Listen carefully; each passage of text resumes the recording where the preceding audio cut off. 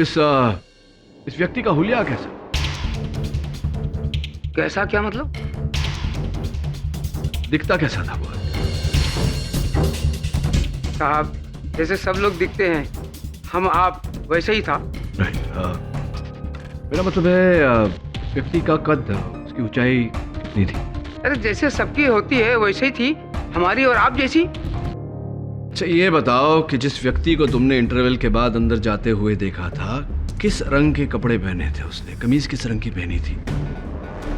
रंग तो अरे हर आदमी वही रंग पहनता है, जैसे आप पहने और मैं पहनता हूँ, वैसे ही रंग था। मेरे या आप? मतलब दोनों की तरह, आप जैसा और मेरी जैसा। ये बताइए कि जिस रंग की कमीज उस व्यक्ति ने पहनी थी, क्या यहाँ अदालत में किसी ने उस रंग की कमीज पहनी है? क्या वकील साहब, सबने एक जैसे कपड़े पहने, जैसे आपने और मैंने। Oh God, you're color blind. Honour, दुर्भाग्यवश ये कलर ब्लाइंड है, इन्हें रंगों की पहचान नहीं, किंतु मुझे पूरा विश्वास है कि जिस व्यक्ति को इन्होंने मध्यांतर के बाद थिएटर में जाते हुए देखा था वही हत्यारा है।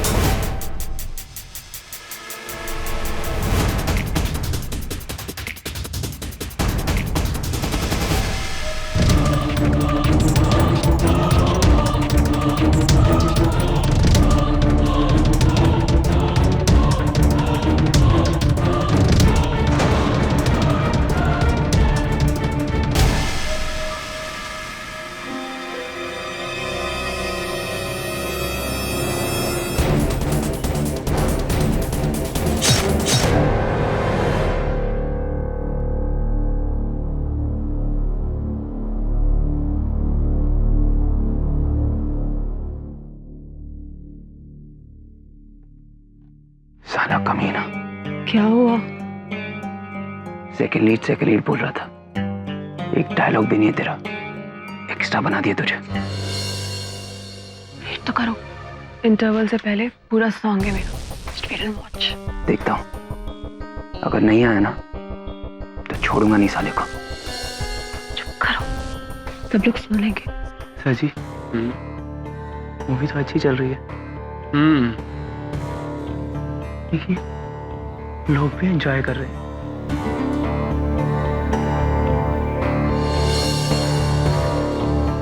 लेकिन प्रोड्यूसर साहब खुश नहीं है ना,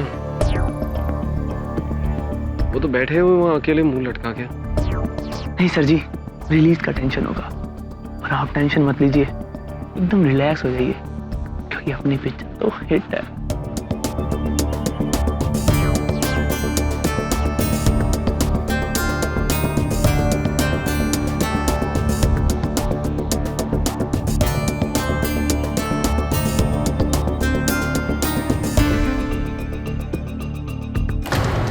बोला था ना मैंने तुझे, कोई सॉन्ग नहीं आएगा तेरा। बेवकूफ बना उसने तुझे। पवन श्रीवास्तव, झूठ बोला तूने मेरी स्टोरी को। गजेन प्लीज। किधर है सॉन्ग? फैसल, बाहर निकालो इससे। नहीं छोड़ूंगा,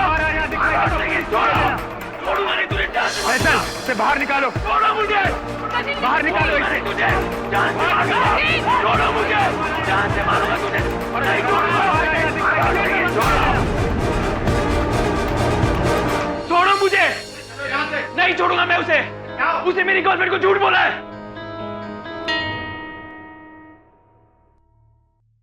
पागल हो गए तुम? दिमाग खराब हो गया तुम्हारा? क्या किया तुमने? तो और क्या करता मैं? वो तुम्हें बेवकूफ बना रहा था। बेवकूफ तो तुम हो ही, और तुम्हारी इस बेवकूफी ने मेरे लिए आगे के सभी रास्तों को बंद कर दिया है। You know what? इस तमाशे को देखने के बाद श्रीवास्तव तो क्या, अब कोई और प्रोड्यूसर भी मुझे काम तक नहीं देगा। Shut up, Gajen. और तुम अभी इस वक्त जाओ यहाँ से। और हाँ, तुम तो उससे माफी मांगने से रहे, लेकिन कोई बात नहीं, मैं तुम्हारे बिहाफ पर उससे माफी जरूर मांग लूंगी। ओके, अब just leave from here. Sweetie, Don't talk to me, Gajen. Sweety,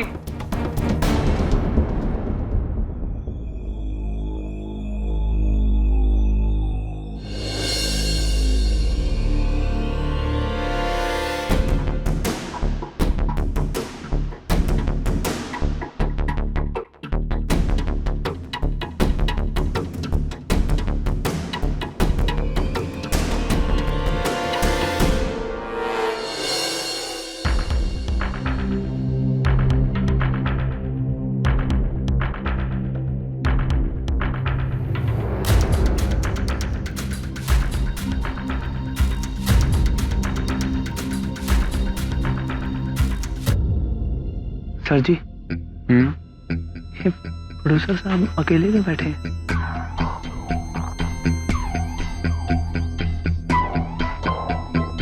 plan तो होगा स्वीटी के साथ बैठना, उसका बॉयफ्रेंड आ गया तो इनका पचका हो गया। ये लड़कियों का चक्कर ना किसी दिन श्रीवास्तव को ले डूबेगा।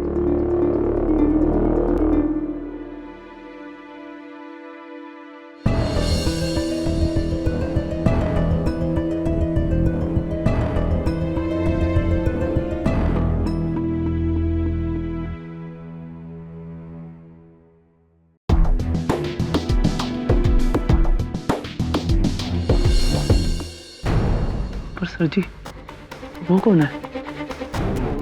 कौन? अरे मरेगा साला। श्रीवास्तव साहब ने कहा था किसी को मेरे नजदीक आने मत देना। पर सर वो कर क्या रहा है? कौन है? ए, क्या हो रहा है? लाइट!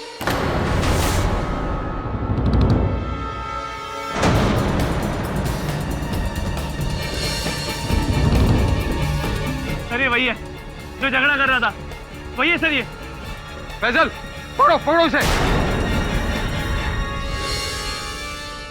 पवन जी, पवन जी, अरे अरे इसने पवन जी का खून कर दिया इसने।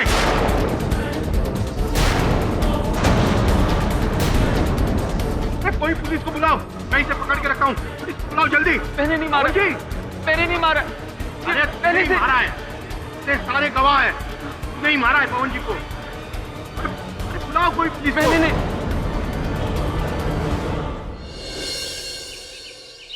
वरुण मेरे दोस्त, एक बहुत ही खूबसूरत केस आ रहा है हमारे पास।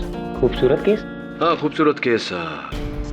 तकरीबन 5 फीट 6-7 इंच हाइट, सर पे shades, short dress, high heels. खूबसूरत केस। सर, आप किसकी बात कर रहे हैं? उसकी। उसकी किसकी? वो जो दरवाजे के पीछे है।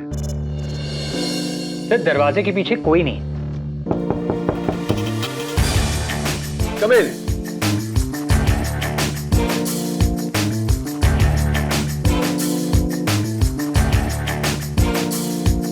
Mister KD Pathak. Hi, may I call you sweetie? Please come in, sweetie. तो आपके बॉयफ्रेंड गजेंद्र और प्रोड्यूसर श्रीवास्तव के बीच कहासुनी हुई। श्रीवास्तव ने फिजिकली आपके बॉयफ्रेंड को प्रीव्यू थिएटर के बाहर भिजवाया। कुछ समय बाद आपके बॉयफ्रेंड श्रीवास्तव की डेड बॉडी उनके मृत शरीर के ऊपर पाए गए। हाथ में सिरिंज लेकर आप चाहती हैं कि मैं ये केस लड़ूं। जी। क्यों आपको इतना विश्वास है कि गजेंद्र बेगुनाह है? क्योंकि गजेंद्र गुस्से में आकर किसी को धमकी तो दे सकता है, लेकिन किसी का खून नहीं कर सकता। वो ऐसा इंसान है ही नहीं। इंसान अक्सर इंसान जैसा होता है वैसा दिखता नहीं, और जैसा दिखता है वैसा होता नहीं। इंसान का क्या है, वो कब क्यों क्या कर ले कुछ समझ में ही नहीं आता। कितना समय से जानती हैं आप गजेंद्र को? मैं गजेंद्र को इतने सालों से जानती हूँ कि मैं इतना श्योरिटी के साथ कह सकती हूँ कि वो किसी का खून नहीं कर सकता। आप एक बार उससे मिल तो लीजिए, आपको खुद विश्वास हो जाएगा कि उसने खून नहीं किया है।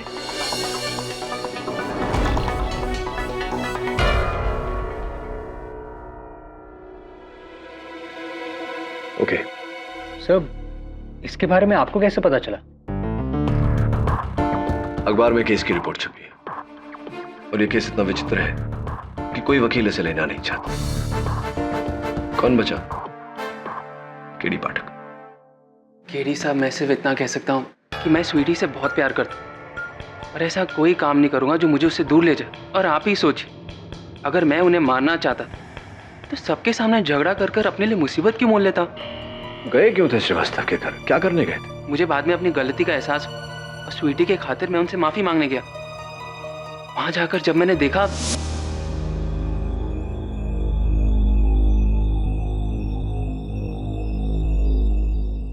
Sorry sir, sir sir sir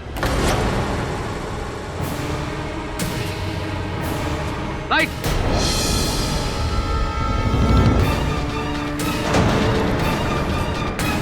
उनके गले में सिरिंज अटकी हुई थी, वो मर चुके थे। मैं सिरिंज निकाल ही रहा था, उतने में लोगों ने मुझे पकड़ लिया। सर प्लीज़ मेरा यकीन कीजिए, मैंने उन्हें धमकी ज़रूर दी, लेकिन मैं किसी का खून नहीं कर सकती। मुझे हिंसा से सख्त नफरत है। जज साहब, सुंदर तो नहीं कहूंगा, लेकिन हाँ, ये बहुत ही सिंपल सा केस है। प्रोड्यूसर पवन श्रीवास्तव की फिल्म के प्रीव्यू के दौरान मुलजिम गजेंद्र वर्मा ने सबके सामने अपने गुस्से की आवाज में प्रोड्यूसर श्रीवास्तव को जान से मारने की धमकी दी। नहीं छोड़ूंगा, जान से मारूंगा, छोड़ो मुझे। इसके बाद मुलजिम गजेंद्र वर्मा को बेइज्जत करके जब थिएटर से बाहर निकाला गया तो उसने जहर का इंजेक्शन मार के प्रोड्यूसर श्रीवास्तव की हत्या कर दी।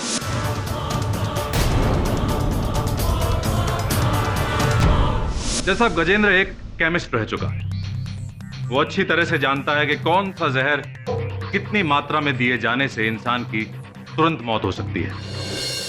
और सबसे खास बात यह है जज साहब कि गजेंद्र वर्मा को सिरिंज के साथ रंगे हाथों पकड़ने वाले एक नहीं बल्कि कई लोग।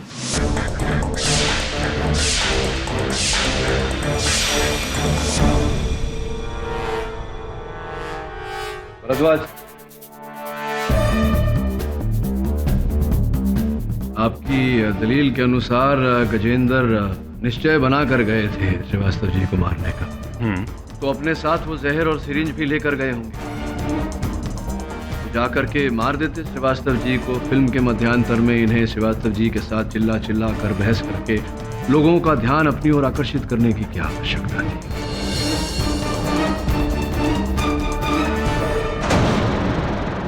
केडी साहब, ये तो आप और आपका क्लाइंट गजेंद्र ही बेटर जानता होगा। बहरहाल ये भी हो सकता है कि जब गजेंद्र को बेइज्जत करके बाहर निकाला गया तो वो जहर और सिरिंज लेकर आया होगा और प्रोड्यूसर श्रीवास्तव को मार दिया होगा। होने को तो कुछ भी हो सकता है भरद्वाज साहब, लेकिन ऐसा हुआ नहीं है। और पुलिस जांच के अनुसार गजेंद्र ने थिएटर के आसपास किसी भी केमिस्ट किसी भी प्रकार का जहर या कोई सिरिंज नहीं खरीदी। मुद्दा ये नहीं है केडी साहब कि गजेंद्र जहर और सिरिंज घर से लेकर आया या केमिस्ट। मुद्दा ये है कि गजेंद्र को श्रीवास्तव का खून करते हुए कई लोगों ने देखा है। भरद्वाज साहब, अक्सर जो होता है वो दिखता नहीं, और जो दिखता है वो होता नहीं। इस केस में भी ऐसा ही है यार। मेरे मुवक्किल का ये कहना है कि वो श्रीवास्तव जी की गर्दन में सिरिंज डाल नहीं रहे थे, उसे निकाल रहे थे। केडी साहब, ये हकीकत तो नहीं हो सकती। हाँ, आपके द्वारा बनाई गई एक बहुत ही सुंदर कहानी जरूर हो सकती है जिस पर कोई भी भरोसा नहीं करेगा। ये अदालत तो बिल्कुल भी नहीं। बस थोड़ी सी प्रतीक्षा कीजिए भरद्वाज साहब, इस कहानी को मैं वास्तविकता में बदल दूंगा।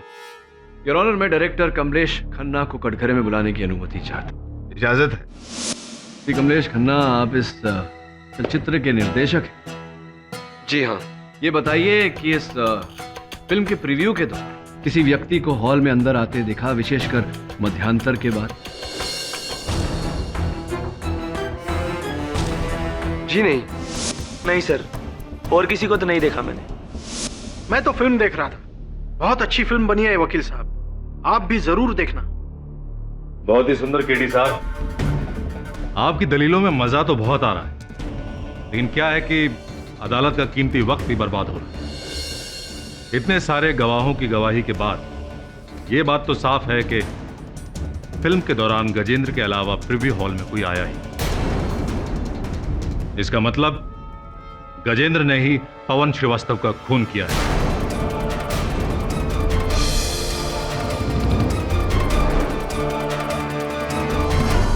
इतनी जल्द नतीजे पर पहुंचने से पहले भरद्वाज साहब जरा सोच लीजिए कि ये किसी मासूम की जिंदगी का सवाल है।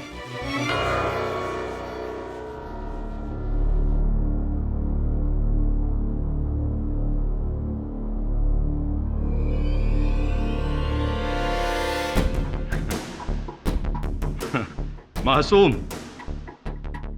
बहुत सुंदर केडी साहब। आपके इस मासूम मुवक्किल की मासूमियत का एक बहुत ही उम्दा सबूत अभी अभी मेरे हाथ में। जज साहब, पुलिस रिकॉर्ड से पता चला है कि गजेंद्र वर्मा 14 साल की उम्र में अपने स्कूल के 2 लड़कों के साथ मारपीट और उनके सर फोड़ने के जुर्म में 4 महीने रिफॉर्म हाउस यानी कि बाल सुधार गृह में काट चुके हैं।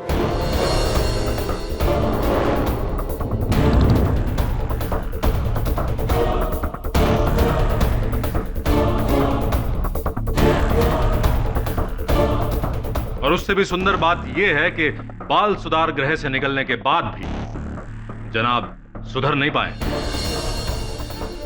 सर प्लीज मेरा यकीन कीजिए, मैंने उन्हें धमकी जरूर दी, लेकिन मैं किसी का खून नहीं कर सकता। मुझे हिंसा से सख्त नफरत है।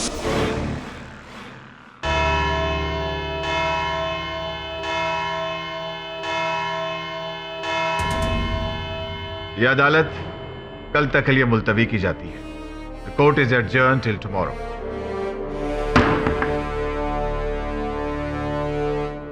हर कोई जानता है जितना मैं हिंसा से नफरत करता हूं उससे कहीं ज्यादा झूठ से नफरत है मुझे।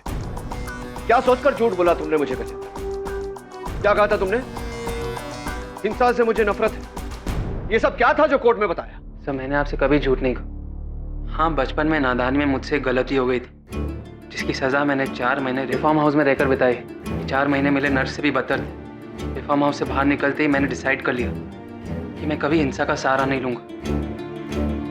तो प्लीज मेरा यकीन कीजिए, मैंने खून नहीं किया। और कुछ है, कोई बचपन की बात या जवानी की बात जो तुमने मुझे बताई ना हो? प्लीज बता दो। नहीं सर, और कुछ भी नहीं। तो श्रीवास्तव यहाँ बैठा था और श्रीवास्तव के इर्द गिर्द बाकी के लोग बैठे थे सीट्स पर। अगर इनमें से कोई श्रीवास्तव की तरफ बड़ा होता, थैंक यू, तो इन लोगों में से उसे अवश्य किसी ने देखा होता। बाहर इन दरवाजों से कोई अंदर आया होता, तब भी यहां बैठे लोगों में से किसी ने उसे देखा होता, जैसे कि गजेंद्र को देखा। अगर इंटरवल के बाद ऑडिटोरियम में बाहर से कोई आया नहीं, किसी ने किसी को आते हुए देखा नहीं, तो फिर श्रीवास्तव की हत्या की किसने? सर हो सकता है इनमें से कोई एक झूठ बोल रहा हो।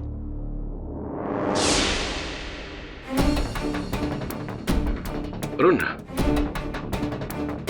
आज अपने ऑफिस में कोई आया था? आज नहीं सर। पक्का पता है तुझे कोई नहीं आया था? हाँ सर, हम 100% श्योर कोई नहीं आया था। सोच के बता, सवेरे से लेकर के अब तक कोई नहीं आया? सर मुझे पता है कोई नहीं आया था। तो फिर ये चाय कहां से आई? सर ये तो चाय वाला देखिए।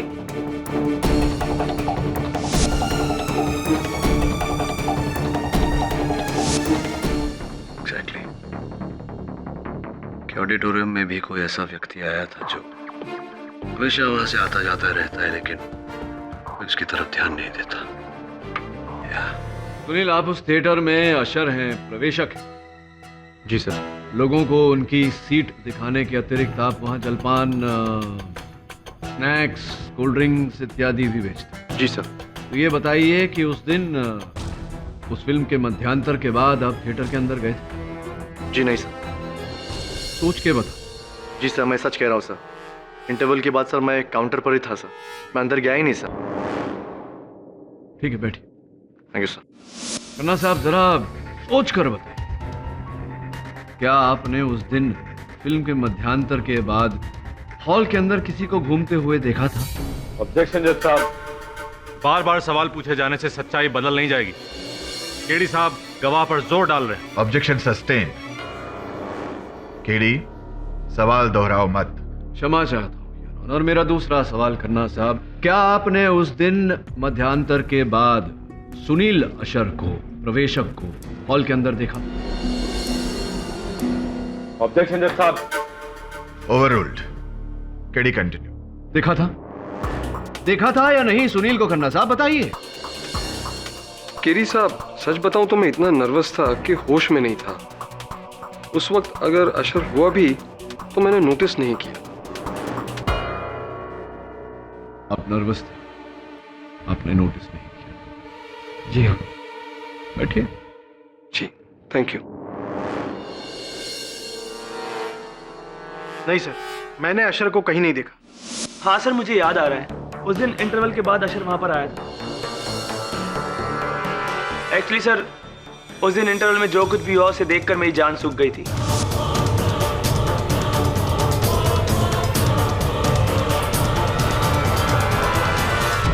और झगड़ा खत्म होते होते इंटरवल खत्म हो गया और मूवी भी शुरू हो गई थी सर। और मुझे प्यास लगी थी लेकिन मैं बाहर जा नहीं पाया, इसलिए मैंने चारों तरफ नजर घुमाई और वहां मैंने अशर को पाया। हेलो, अजीब आदमी, लेकिन उसने मेरी तरफ ध्यान नहीं दिया और चला गया।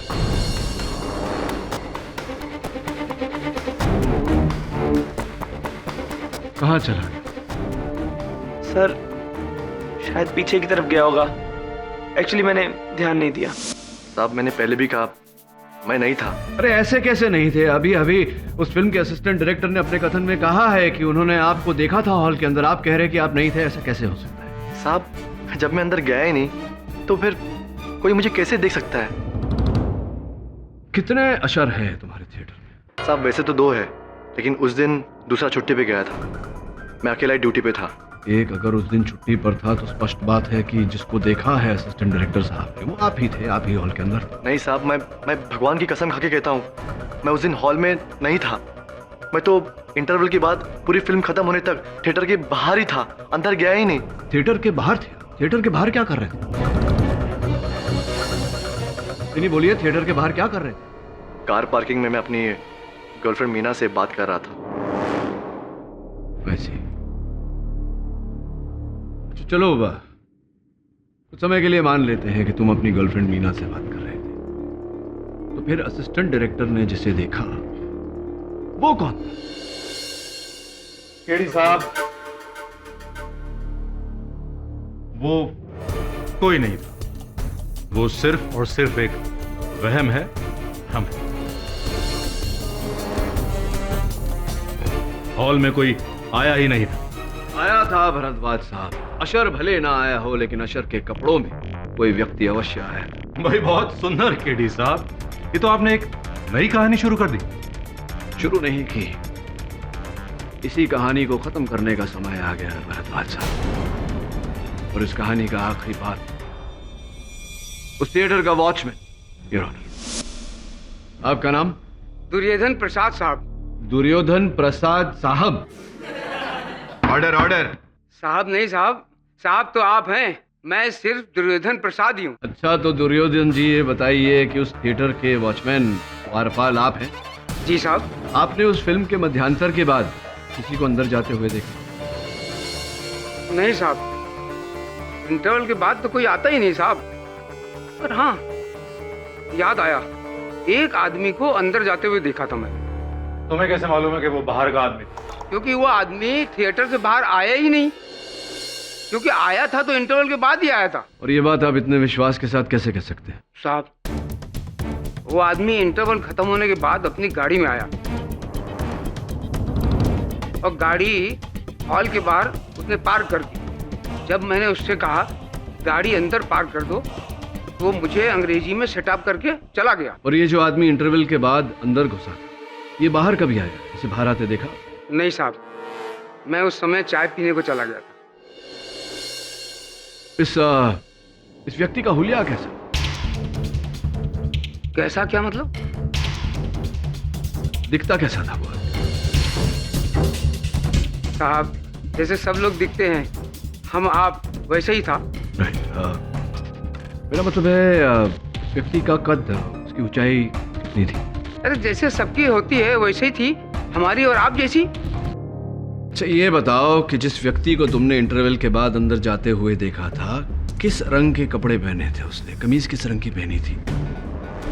रंग तो अरे हर आदमी वही रंग पहनता है, जैसे आप पहने और मैं पहनता हूँ, वैसे ही रंग था। मेरे या आप? मतलब दोनों की तरह, आप जैसा और मेरी जैसा। ये बताइए कि जिस रंग की कमीज उस व्यक्ति ने पहनी थी, क्या यहाँ अदालत में किसी ने उस रंग की कमीज पहनी है? क्या वकील साहब, सबने एक जैसे कपड़े पहने, जैसे आपने और मैंने। God, you colour blind. Honour, दुर्भाग्यवश ये कलर ब्लाइंड है, इन्हें रंगों की पहचान नहीं, किंतु मुझे पूरा विश्वास है कि जिस व्यक्ति को इन्होंने मध्यांतर के बाद थिएटर में जाते हुए देखा था वही हत्यारा है। जज साहब, केडी साहब इस अदालत का वक्त बर्बाद कर रहे हैं। अरे जिस आदमी को रंगों की पहचान ना हो, जो आदमी किसी का होलिया ठीक से बयान तक ना कर सके, उस आदमी की बात का यकीन कैसे किया जा सकता है? भरद्वाज साहब ये कलर ब्लाइंड है, पागल नहीं। आपका कहना बहुत सुंदर है केडी साहब, लेकिन ये भाई साहब कलर ब्लाइंड है, ये राज तो अभी खुला है। इनके बारे में और ना जाने कितने राज खुलने बाकी हैं। जज साहब, इस आदमी की गवाही पर भरोसा नहीं किया जा सकता। Excuse me KD sir. Your honour, अनुमति चाहता हूँ। इजाजत है।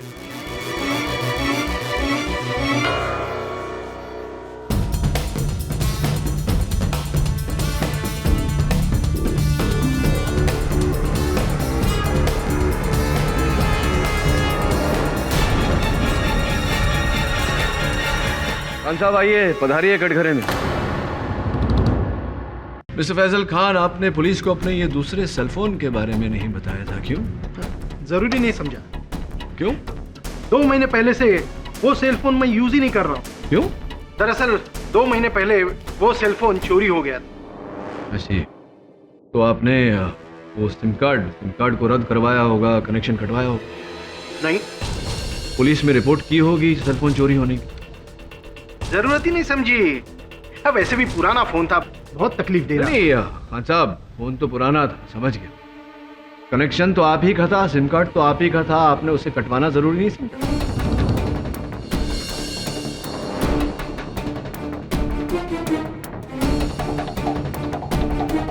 आप जानते हैं आपके उसी सिम कार्ड से पिछले 2 महीने में कितने फोन किए गए?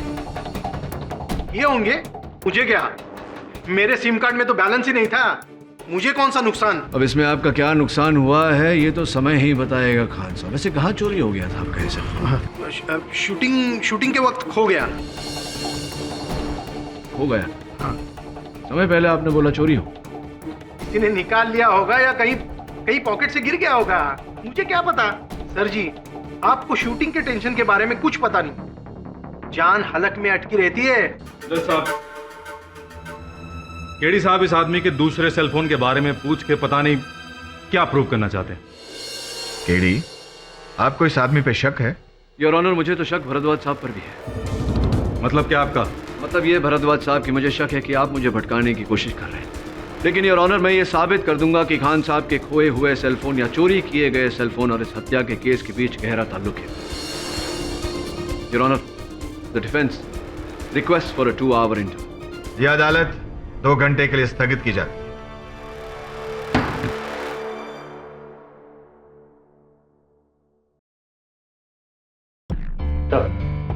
ये प्रोड्यूसर श्रीवास्तव के ऑफिस का पियोन है, गंगाराम तावड़े। तावड़े जी, ये बताइए कि पिछले कुछ दिनों श्रीवास्तव जी का किसी के साथ झगड़ा, कोई लड़ाई, कोई अनबन ऐसा कुछ हुआ था क्या? साहब, फिल्म लाइन में पंगे होते रहते हैं, लेकिन आए दिन उनकी बीवी के साथ जबरदस्त झगड़ा होता था साहब। अच्छा, तो किस बात पे होता था पत्नी के साथ झगड़ा? वो लड़कियों को लेकर शक करती थी, जरा सी बात पे ऑफिस में पहुंच जाती थी, सबके सामने उनको उल्टा सीधा बोलती थी, उनकी फोन चेक करती थी और फोन के बिल भी चेक करती थी। और तो और साहब, हमको पैसे देती थी उन पर नजर रखने के लिए, और वो कहाँ जाते हैं, किससे मिलते हैं और कौन कौन लड़की उनके साथ घूमने जाती है। धन्यवाद, आभार इंतजार। जी साहब। वरुण, मुझे श्रीवास्तव पर संदेह हो रहा है। सोच, जिसकी बीवी इतनी शक्की हो, जो खुद इतना रंगीन मिजाज का हो, वो अपने इन रंगीले कार्यों के लिए खुफिया सेलफोन तो अवश्य रखे, क्योंकि उसकी बीवी उसके सेलफोन के बिल्स चेक करती थी। वो अपने नाम पर फ़ोन तो लेगा नहीं। मुझे पूरा विश्वास है कि फैजल खान का फ़ोन श्रीवास्तव के पास ही था। वो फ़ोन कंपनी से कुछ पता चला क्या? सर, मैंने फ़ोन कंपनी से पता किया, वो दूसरे सेलफोन से जो लास्ट कॉल किया था उसका लोकेशन श्रीवास्तव का ऑफिस ही। तो जा फिर ढूंढ, ज़्यादा समय नहीं बचा। Right sir.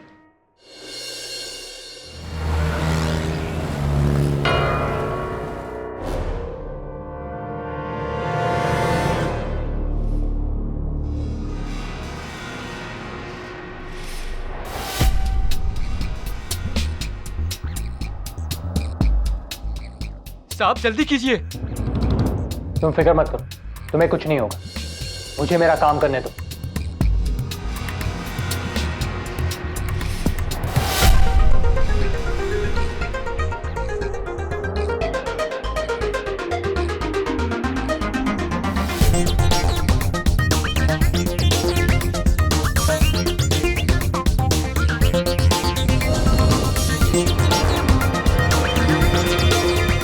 आप जल्दी कीजिए, नहीं तो मेरी नौकरी चली जाएगी अगर किसी ने देख लिया तो। वहीं पे खड़े रहो।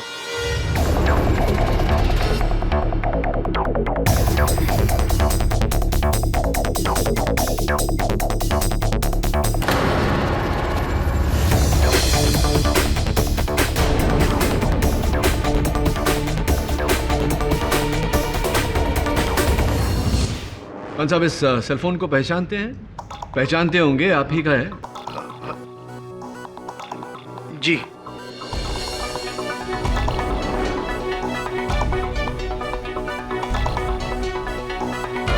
हकीकत यही है सर कि ये सेल नंबर मेरा है ही नहीं। श्रीवास्तव साहब ने मेरे नाम पे ये नंबर लिया था। वैसे मैं तो नौकर आदमी हूँ सर जी, मालिक के हुक्म को टाल थोड़ी ना सकता हूँ। लेकिन कसम खाकर कहता हूँ सर कि जिस दिन से मैंने ये नंबर और ये फोन श्रीवास्तव साहब को दिया ना, उस दिन से मैंने ये मोबाइल की शक्ल तक नहीं देखी। अब आज ही देख रहा हूँ। योर ऑनर, इस सेलफोन से पिछले 2 महीने में हर रोज लगातार एक ही नंबर पर कॉल्स किए गए और वो नंबर सुरभि सक्सेना का है। सुरभि सक्सेना को जानते हैं? हाँ, अब सुरभि सक्सेना।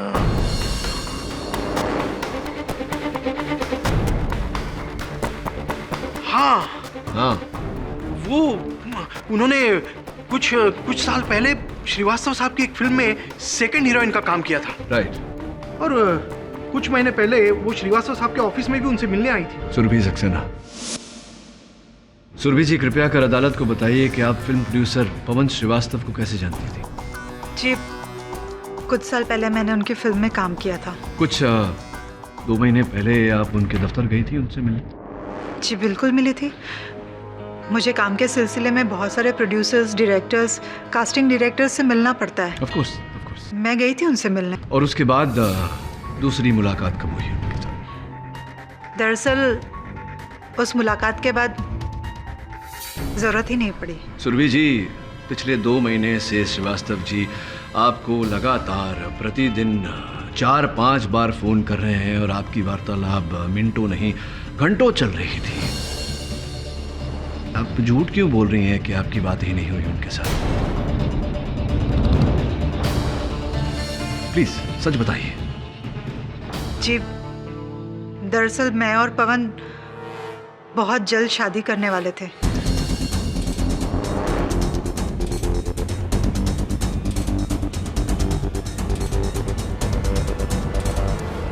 ये 2 महीने पहले ही आप उनसे मिली और इतने कम समय में प्यार हुआ, शादी तक बात पहुंची। ये क्या किस्सा है, जरा विस्तार में समझाइए। एक्चुअली कई साल पहले मैंने पवन की एक फिल्म की थी और देखते ही देखते हम दोनों एक दूसरे के बहुत करीब आ गए और पवन ने एक दिन मुझसे शादी करने का फैसला कर लिया। लेकिन मेरे पति की जिद के कारण मुझे मुंबई और ये फिल्म इंडस्ट्री छोड़नी पड़ी और उसके बाद पवन से भी कांटेक्ट छूट गया। लेकिन कुछ महीने पहले मेरे पति की डेथ के बाद मैं वापस मुंबई आ गई और फिर से फिल्मों में काम करने की सोची और इसी सिलसिले में एक बार फिर मेरी मुलाकात पवन से हुई।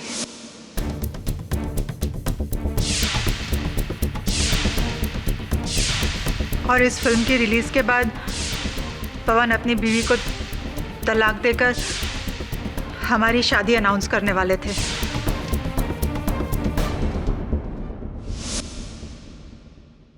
सुरभि जी, आपके पतिदेव के निधन पर हम शोक जताते हैं। और कौन कौन है आपके परिवार में? जी, मेरा बेटा भूषण। भूषण को आपके इस विवाह से कोई आपत्ति या कोई एतराज तो नहीं? नहीं, बिल्कुल नहीं। इनफैक्ट भूषण और पवन एक दूसरे को बहुत पसंद करते थे। तो इस समय क्या व्यस्तता है आपके सुपुत्र की, क्या करते हैं? जी, वो एक NGO रन करता है। अभी ब्लड डोनेशन कैंप में बिजी है। He is a social worker.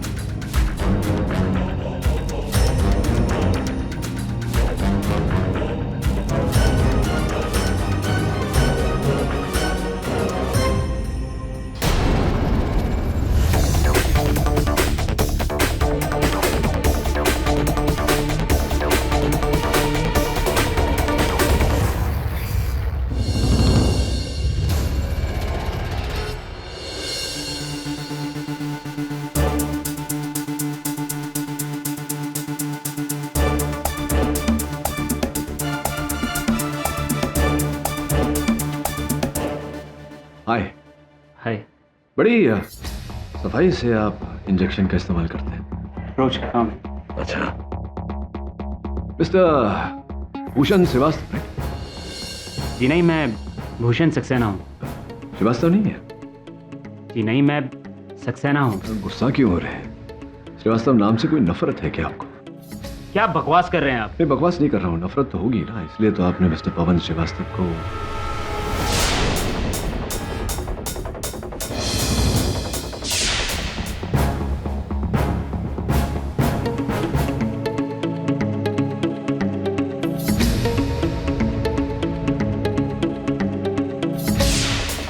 जाइए, मुझे और भी काम है।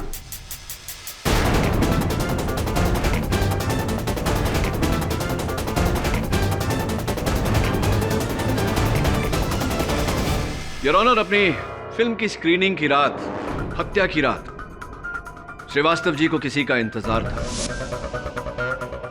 और जिस व्यक्ति का वो इंतजार कर रहे थे वो नहीं चाहते थे कि वहां उपस्थित लोगों की नजर उस पर पड़े, इसीलिए वो पीछे की रो में अकेले बैठे हुए थे।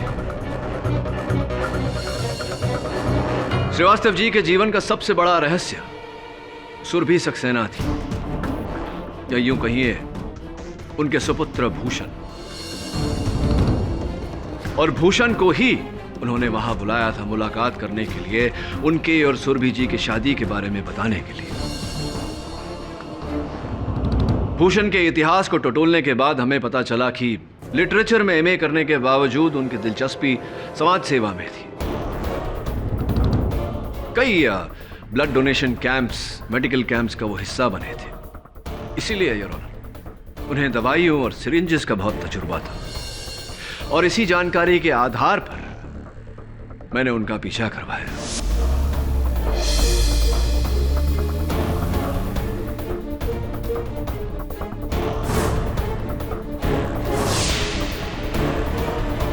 मेरे सहायक वरुण भूषण की गाड़ी की डिक्की में से उस थिएटर के प्रवेशक का ये यूनिफॉर्म मिला, जिस यूनिफॉर्म को पहनकर भूषण ने श्रीवास्तव जी की हत्या की थी।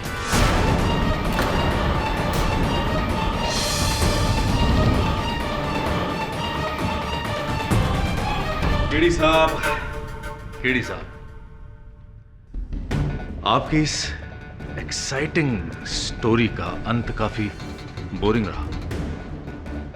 भूषण की कार की डिक्की में अशर के कपड़े मिल जाने से भूषण कातिल साबित नहीं हो जाता। वो कपड़े वहां कोई और भी रख सकता था भूषण को फंसाने के लिए। भरद्वाज साहब, कहानी अब तक खत्म नहीं हुई, पिक्चर अभी बाकी है मेरे दोस्त। आप भूल गए कि हमारे पास एक चश्मदीद गवाह भी है। योर ऑनर, मैं इस केस के इकलौते गवाह उस थिएटर के वॉचमैन दुर्योधन प्रसाद जी को कटघरे में बुलाने की अनुमति चाहता हूं। दुर्योधन प्रसाद साहब, अदालत को यह बताइए कि उस रात जिस व्यक्ति को आपने मध्यांतर के बाद थिएटर में घुसते हुए देखा था, जिसने आपको क्या कहा था? अंग्रेजी में बोला था शट अप। हाँ, क्या वो व्यक्ति इस समय अदालत में उपस्थित है? जी वकील साहब, ये सामने खड़ा है, वही आदमी है।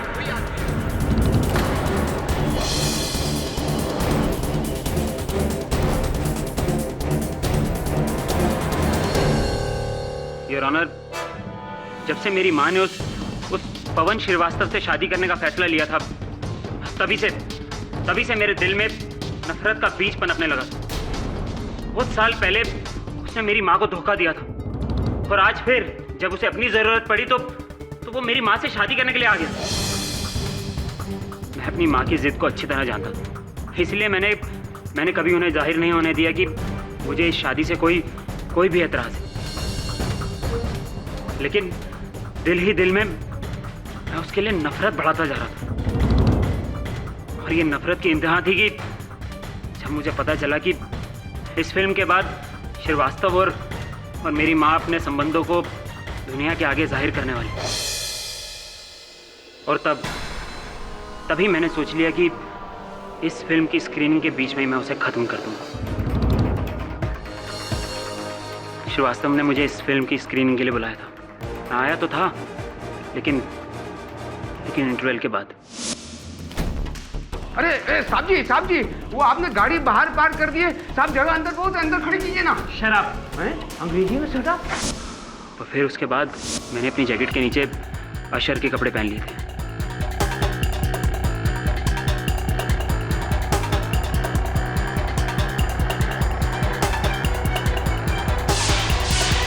अंधेरे में मैं श्रीवास्तव के पास पहुंचा।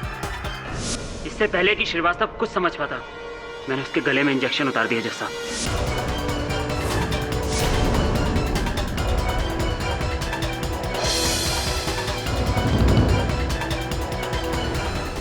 श्रीवास्तव को मार के मैं वहां से चुपचाप बाहर निकल गया। और फिर योर ऑनर गजेंद्र ने श्रीवास्तव जी को वहां देखकर उनकी गर्दन से वो इंजेक्शन निकाला। उसी समय डायरेक्टर खन्ना वहां आ गए और उन्होंने शोर मचाया।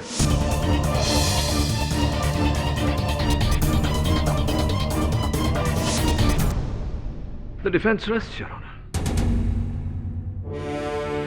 तमाम गवाहों और सबूतों को मद्देनजर रखते हुए यह अदालत गजेंद्र वर्मा को निर्दोष पाते हुए उसे बाइज्जत बरी करने का हुक्म सुनाती है और भूषण सक्सेना को दोषी पाते हुए उसे गिरफ्तार करके उस पर केस चलाने का आदेश देती है। The case is closed.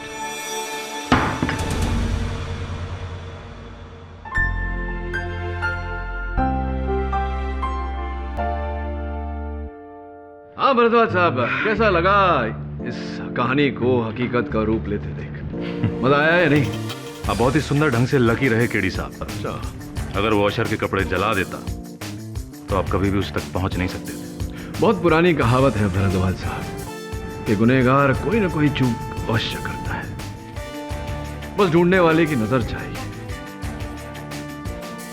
जो चुप रहेगी जुबान खंजर, लहू बोलेगा हस्ती।